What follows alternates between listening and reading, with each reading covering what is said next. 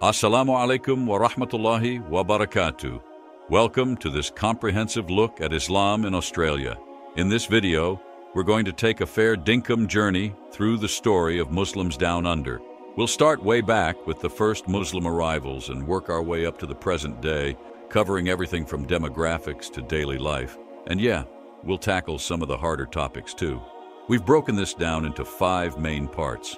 First, we'll dive into the history of Islam in Australia, tracing its roots from the early Indonesian traders to the Afghan cameleers and beyond. Next, we'll crunch the numbers, looking at the latest census data to give you a clear picture of the Muslim population in Australia today, including the split between Sunni and Shia communities. Third, we'll explore the everyday lives of Aussie Muslims, where they live, what they do, and how they're contributing to our multicultural society. In our 4th section, we'll face up to some of the challenges the Muslim community faces. It's not all smooth sailing, and it's important we talk about these issues openly. Finally, we'll tackle the tough topic of Islamophobia in Australia. We'll look at whether it exists, who's behind it, and what's being done to combat it. So grab a cuppa and settle in. Whether you're Muslim, non-Muslim, or just curious about the changing face of Australia, this video aims to give you a fair and balanced look at Islam in the lucky country. Let's get stuck in. So picture this. Long before Captain Cook ever set foot on our shores, Muslim sailors from Indonesia were already making regular trips to northern Australia. We're talking about the Makassar trepangers from Sulawesi. These clever blokes were after sea cucumbers, which were a hot commodity in Chinese markets. They'd rock up to the coast of Arnhem Land and the Kimberley, set up temporary camps and trade with the local indigenous folks. This went on for yonks, from at least the 1700s until the Australian government put the kibosh on it in 1906. Now, these interactions left their mark. Some indigenous languages picked up Makassar words, and there are even rock paintings in Arnhem Land showing Makassar praus, that's their boats. It's a reminder that Islam's presence in Australia predates European settlement by a fair whack. Fast forward to the colonial era, and we see the next significant wave of Muslim arrivals, the legendary Afghan cameleers. These tough-as-nails blokes started arriving in the 1860s. They were brought over to help explore and develop the harsh Aussie outback. Why camels? Well, horses and bullocks just couldn't hack it in the scorching desert heat. These cameleers, often called Gains, even though not all of them were Afghan, were absolute legends. They played a crucial role in major projects like the Overland Telegraph Line and the Trans-Australian Railway. They set up camel trains that were the lifeline of outback communities, delivering supplies to remote stations and settlements. As they settled in, these Muslim pioneers started leaving their mark on the landscape. They built Australia's first mosques, like the one in Maree, South Australia, built in 1861. Little Alice Springs had 3 mosques at one point. These cameleers also brought their families over, setting up small Muslim communities in outback towns. Now, it wasn't all smooth sailing. There was tension with European settlers, especially as the cameleers started competing with them economically. The infamous White Australia policy, introduced in 1901, made life tough for these Muslim settlers and stemmed the flow of new arrivals. But let's jump ahead to the post-World War II era. This is when we see a real diversification of Muslim migration to Australia.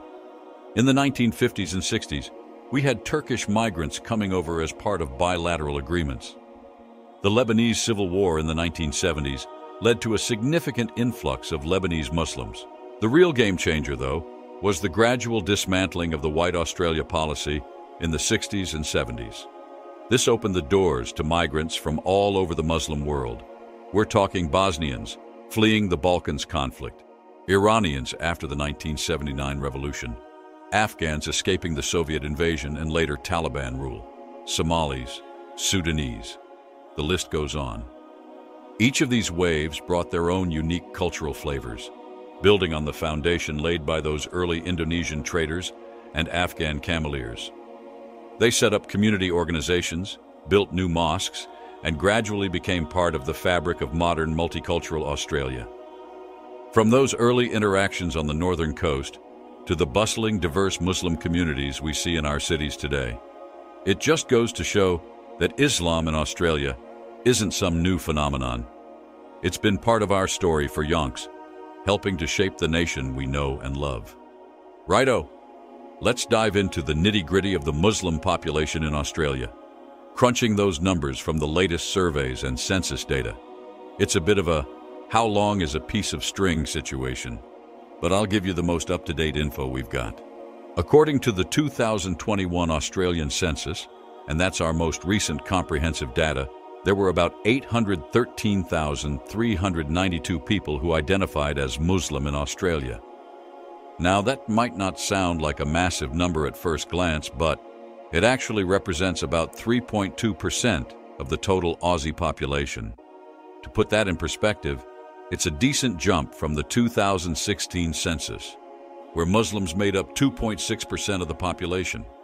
Now, let's break that down a bit. Islam is actually the second largest religious group in Australia, after Christianity. It's grown quite a bit over the years. Back in 1991, Muslims only made up about 0.9% of the population. So we're talking about some significant growth over the past few decades. When it comes to the Sunni-Shia breakdown, things get a tad trickier. The census doesn't specifically ask about these denominations, so we have to rely on estimates and smaller-scale surveys. The general consensus among researchers and community leaders is that about 80 to 85% of Australian Muslims are Sunni. That leaves roughly 15 to 20% as Shia, with a small percentage belonging to other branches like the Ahmadiyya community. It's worth noting that these percentages can vary a bit depending on the source, and they're not set in stone. The Muslim community in Australia is incredibly diverse, with people hailing from over 180 countries, each bringing their own cultural and religious traditions. Now, here's an interesting tidbit. The Muslim population in Australia is generally younger than the overall population. The 2021 census showed that the median age for Muslims was 29 years, compared to 38 years for the general population. This younger demographic could mean we'll see continued growth in the Muslim population in the coming years. In terms of where these Aussie Muslims are coming from, it's a real mixed bag. The largest groups are from Lebanon, Pakistan, Afghanistan, Turkey, and Bangladesh. But you've also got significant communities from Indonesia, Iran, Iraq, and various African countries. And let's not forget the growing number of converts and Aussie-born Muslims. It's also worth mentioning that the distribution isn't even across the country. New South Wales is home to the largest Muslim population, with about 267,654 Muslims, or 3.58% of the state's population.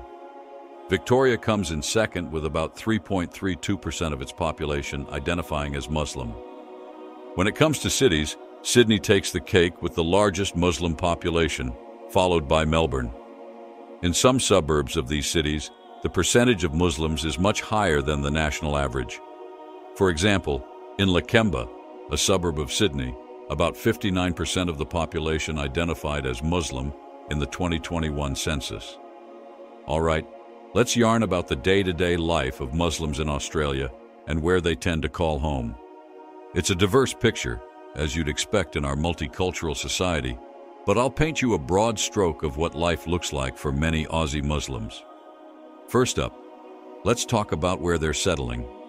As I mentioned earlier, you'll find the largest Muslim communities in our major cities, particularly Sydney and Melbourne. In Sydney, Western Sydney is a real hotspot.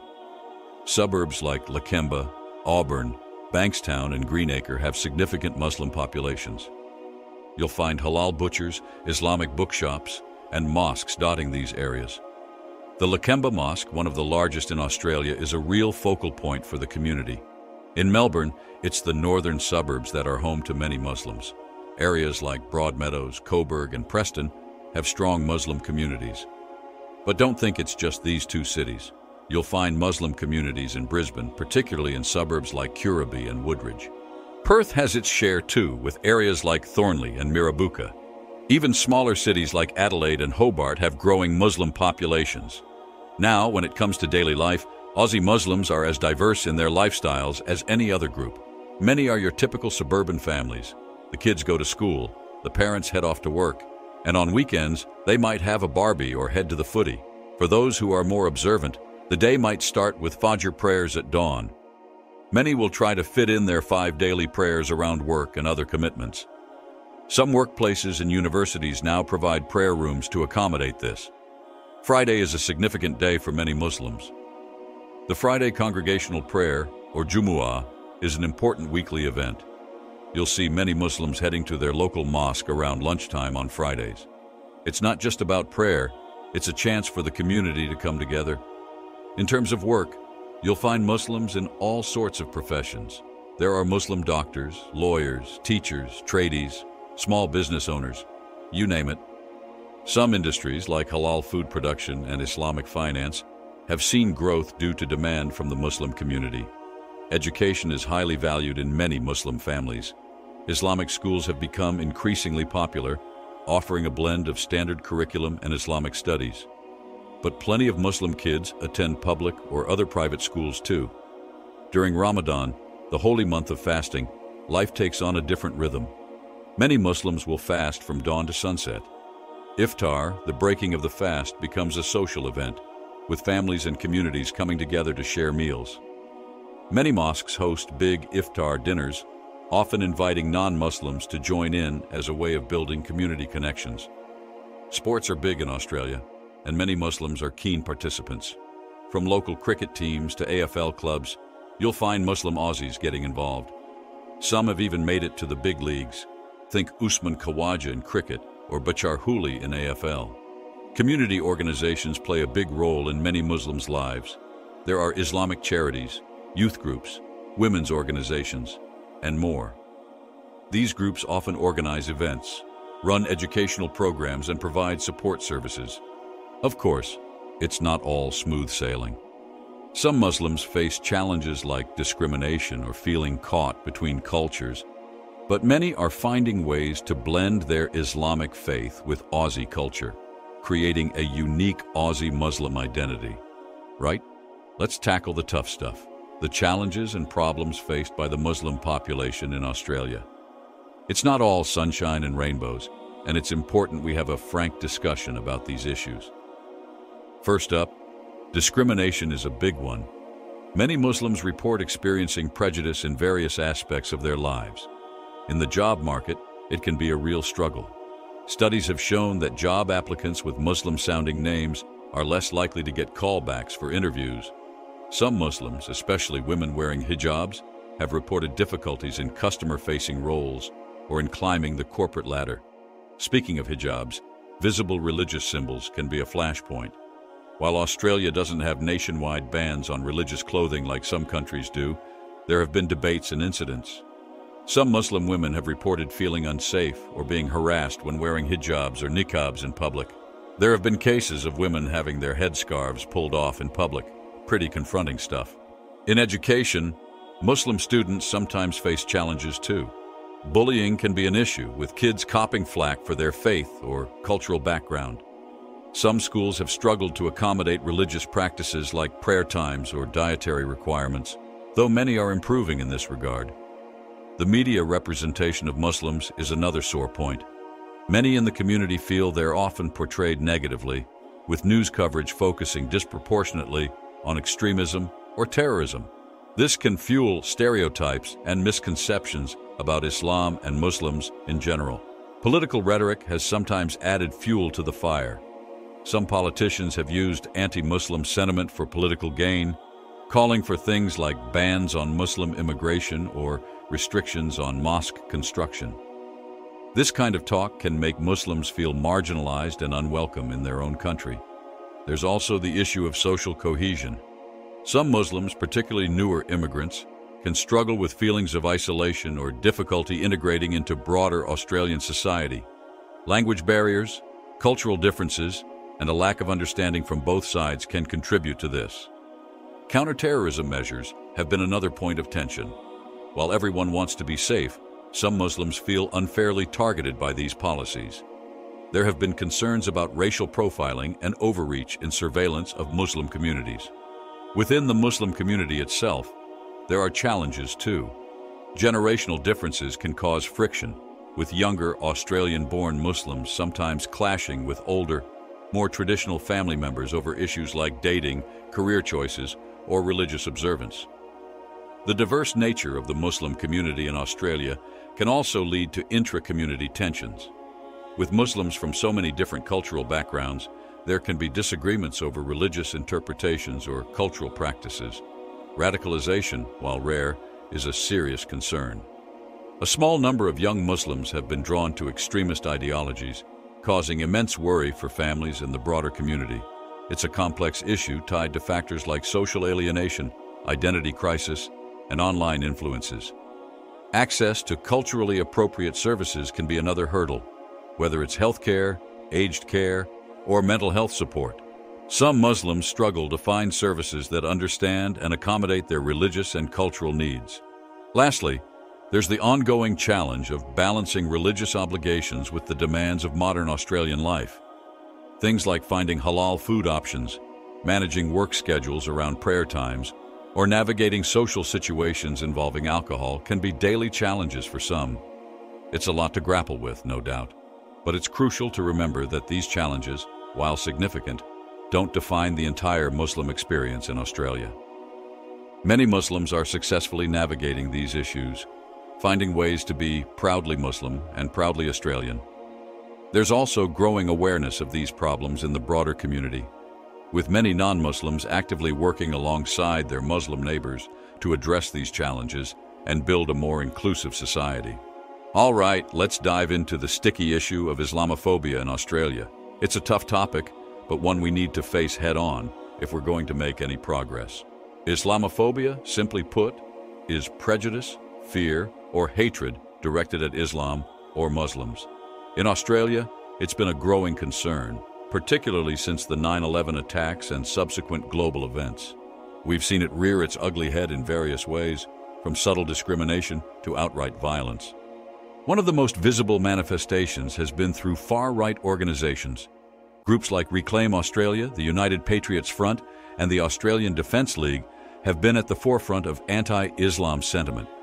These mobs have organized rallies and protests against Islamic immigration, Halal certification, and mosque construction.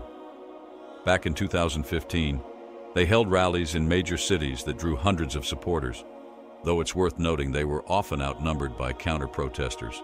Online, it's a whole other kettle of fish. Social media has become a breeding ground for Islamophobic content. You've got your keyboard warriors spreading misinformation, conspiracy theories, and hate speech. It's not just random trolls either. Some politicians and public figures have used these platforms to stoke fears about Islam. Speaking of polys, some have unfortunately played a role in normalizing Islamophobia. Pauline Hanson's One Nation Party has been particularly vocal, calling for bans on Muslim immigration and restrictions on Islamic practices. In her infamous maiden speech to the Senate in 2016, Hanson claimed Australia was in danger of being swamped by Muslims. This kind of rhetoric from elected officials can have a real impact on public perception. The media cops a fair bit of flack too, and some of it's justified. There's been criticism of how Islam and Muslims are portrayed in news coverage, with some arguing there's an overemphasis on negative stories. A study by One Path Network found that 2,891 articles were published about Islam in Australia in 2017, with 152 front pages. That's a lot of coverage, and not all of it balanced. Now, let's talk about some specific incidents that have really brought Islamophobia to the fore. The Cronulla riots in 2005 were a low point. Racial tensions exploded into violence, with people of Middle Eastern appearance being targeted. More recently, the tragic Christchurch mosque shootings in 2019, while happening in New Zealand, sent shockwaves through the Australian Muslim community, especially given the perpetrator was Australian. On a day-to-day level, many Muslims report experiencing verbal abuse, discrimination in employment and housing, and even physical assaults. The Islamophobia Register Australia, set up in 2014, has been documenting these incidents. Their reports show that women, particularly those wearing hijabs, are disproportionately targeted. So, what's being done to combat this? Well, there are a few fronts in this fight against Islamophobia. Legal measures are one approach. Australia has laws against racial discrimination, which can be applied in some cases of Islamophobia. But there's ongoing debate about whether we need more specific protections. Education is another key battleground. There are initiatives aimed at improving understanding of Islam in schools and workplaces. Organizations like the Islamic Council of Victoria run education programs and mosque open days to break down barriers. Interfaith dialogue is playing a crucial role too. Groups like the Australian National Imams Council work with other religious leaders to promote harmony and understanding. These efforts often fly under the radar, but they're doing important work in building bridges between communities. Civil society organizations are stepping up as well. The Islamophobia Register Australia, which I mentioned earlier, is doing vital work in documenting and analyzing incidents of Islamophobia. This data is crucial for understanding the scale of the problem and developing targeted responses. In the media sphere, there are efforts to improve representation. SBS and ABC have been making strides in presenting more diverse voices and perspectives. We're seeing more Muslim journalists, commentators, and presenters in mainstream media, which helps to normalize the presence of Muslims in Aussie society. Politicians and community leaders who speak out against Islamophobia also play a crucial role. When influential figures take a stand, it can help shift public opinion. We saw this after the Christchurch attacks, with many leaders strongly condemning Islamophobia and standing in solidarity with the Muslim community. Lastly, grassroots activism within the Muslim community itself is making a difference. Muslim Australians are increasingly vocal about their rights and their place in society. Whether it's through social media campaigns, community organizations, or entering politics themselves, they're taking an active role in shaping the narrative. It's a complex issue, and there's no quick fix. But there are signs of progress. Surveys show that most Australians have positive or neutral views towards Muslims. The key is to keep the conversation going, to challenge stereotypes, and to remember that at the end of the day, we're all just trying to live our lives and contribute to this great country of ours. The fight against Islamophobia is ongoing, but with education, understanding, and a fair go for all, we can work towards a more inclusive Australia, where everyone feels welcome, regardless of their faith. All right, folks, that's a wrap on our deep dive into Islam in Australia. I hope this video's given you a fair dinkum look at the history, current situation, and challenges facing our Aussie Muslim community. It's a complex picture, no doubt, but understanding it is crucial as we continue to shape our multicultural nation. Whether you're Muslim, non-Muslim, or just keen to learn more about the diversity that makes Australia great, I reckon there's something in here for everyone. We've covered a lot of ground, from those early Indonesian traders and Afghan cameleers, right up to the vibrant communities we see in our cities today. Now, if you found this video informative, or if it sparked your interest to learn more, why not give us a hand? Smash that subscribe button for more content exploring the rich tapestry of cultures that make up modern Australia. We've got plenty more videos in the pipeline, diving into different aspects of our multicultural society. And hey, don't be shy. Chuck your thoughts in the comments below. What was your biggest takeaway? Do you have any experiences to share? Or maybe there's another topic you'd like us to cover in future videos. Remember, at the end of the day, we're all part of the great Aussie story. By understanding each other better, we can build a fairer, more inclusive society for all of us to enjoy. Don't forget to subscribe, and I'll catch you in the next video. Cheers, mates. Assalamu alaikum wa rahmatullahi wa barakatuh.